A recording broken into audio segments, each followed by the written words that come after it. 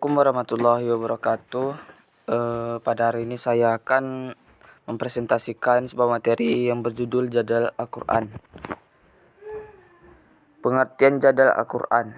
Jadal atau jidal adalah bertukar pikiran dengan cara bersaing dan berlomba untuk saling mengalahkan lawan. Pengertian ini berasal dari kata jadalah al-jabal, yaitu ahkamah fatalah, atau kokohkan jalinan tali itu. Macam-macam dan rukun jadal Al-Quran. Pertama, jadal yang terpuji, al-jadal al-mahmud, adalah sesuatu yang debat yang dilandasi niat yang ikhlas dan murni dengan cara-cara yang damai untuk mencari dan menemukan kebaikan dan kebenaran. Yang kedua adalah jadal yang tercela. Jadal al-jadal mazmum adalah setiap debat yang menonjolkan kebatilan atau dukungan atas kebatilan itu. Jadal al-mazmud ini ada yang dilakukan dalam bentuk debat tanpa landasan keilmuan.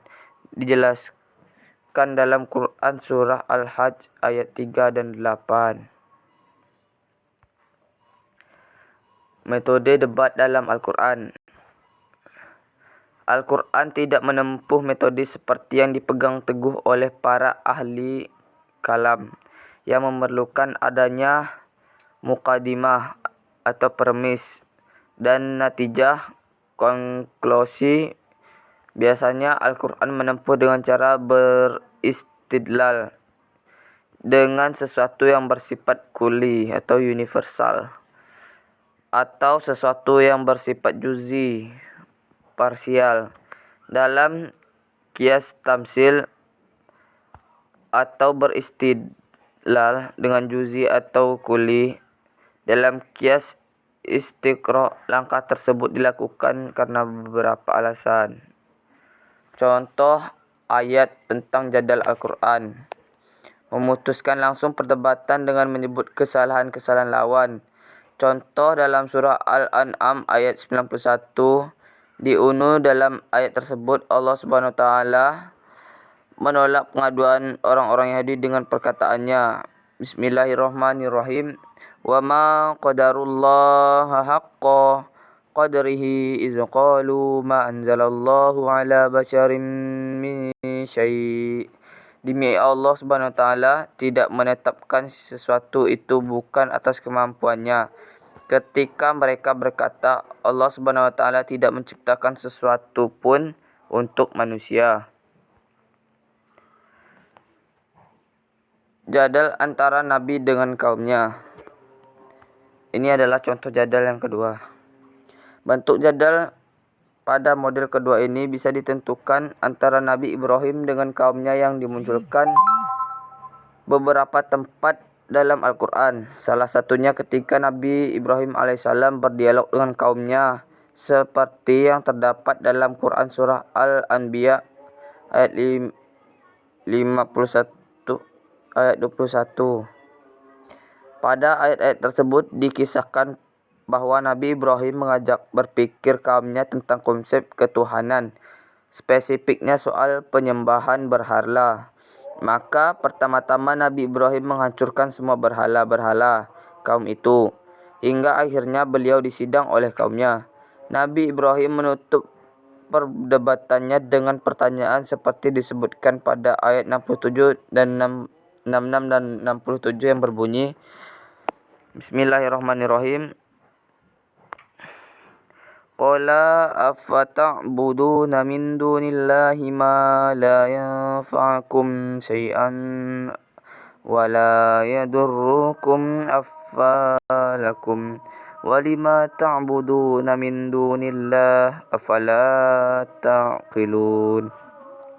Ibrahim berkata, maka mengapa mereka menyembah selain Allah sesuatu yang tidak dapat memberi manfaat maupun mudarat sedikit pun kepada kamu? Celakalah kamu dan apa yang kamu sembah selain Allah. Maka tidakkah kalian berpikir? Al-Sabuni dalam Safwah Al-Tasfir menyebutkan ada 3 kecacatan logika dalam penyembahan berhala. Berhala itu berupa benda mati. Mereka bertanya kepada Ibrahim, "Apakah engkau yang melakukan ini kepada Tuhan-Tuhan kami, wahai Ibrahim?" Nabi Ibrahim menjawab, "Berhala paling besar yang melakukannya. Tanyalah dia kalau dia bisa berbicara." Seketika mereka pun sadar akan kekeliruannya dan mengakui bahwa berhala-berhala yang selama ini tidak memiliki kekuasaan apapun. Menyembah benda mati tidak bisa memberi manfaat atau membahayakan. Berhala tidak bisa berbicara, bahkan tak bisa melindungi diri sendiri. Maka bagaimana bisa melindungi mereka?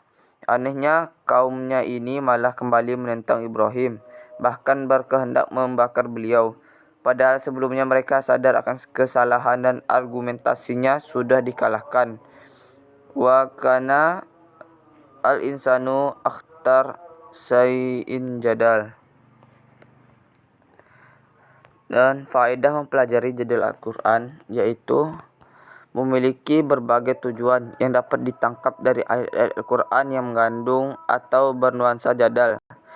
Secara umum, kegunaan jadal Al-Quran bagi kita umat muslim ialah untuk memperkuat iman kita. Karena dengan adanya perdebatan dalam Al-Quran mampu membuka cakrawala kita tentang kebenaran Allah, kitab Allah dan para rasulnya, serta menambah pengetahuan kita bahwa Allah dan kebenaran Allah tidak terbantahkan. Demikian presentasi saya, semoga bermanfaat. Saya akhiri. Assalamualaikum warahmatullahi wabarakatuh.